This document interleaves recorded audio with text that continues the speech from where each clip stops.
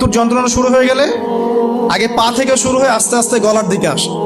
হাদিসে যেমনটা এসেছে, সূরা ওয়াকিয়ার মধ্যেও আছে যে পায়ের দিক থেকে যন্ত্রণা শুরু হয়ে আস্তে আস্তে আস্তে আস্তে এই গলার দিকে আসে, এবং আত্মাটা গলার এখানে যখন চলে আসে, এখান থেকে মালাকুল মউত আত্মাটাকে নিয়ে চলে যায়। এবং চোখ দিয়ে তাকিয়ে থাকে মানুষ। রুহটা চলে গেলে মানুষ চোখ দিয়ে তাকিয়ে থাকে, দেখবেন এই কারণে মৃত ব্যক্তি তাকিয়ে থাকে, চোখ খোলা থাকে। এবং তখন আসমান থেকে সিঁড়ি নামিয়ে দেওয়া হয়, ওই সিঁড়িতে করে আত্মা চলে যাচ্ছে, ও তাকিয়ে দেখে যে আত্মা চলে যাচ্ছে। এবং মানুষ মারা যাওয়ার পরে চোখ জীবিত থাকে অনেকক্ষণ। মেডিকেল সায়েন্স যারা পড়েছে তাদেরকে জিজ্ঞাসা করবেন, মানুষ ডেড হয়ে গেলেও চোখ দেখবেন আরো কয়েক ঘন্টা, হয়তো আরো নির্দিষ্ট একটা সময় পর্যন্ত চোখটা কিন্তু জীবিত থাকে। এই জন্যে চোখ বন্ধ করে দিতে হয়। যাই হোক, যেটা বলছিলাম যে মৌতের যন্ত্রণা শুরু হয়ে গেলে তওবা করে লাভ নাই, তওবার দরজা বন্ধ। আর পশ্চিম দিক থেকে সূর্য উঠে গেলে তওবা করে লাভ নাই, তওবার দরজা বন্ধ।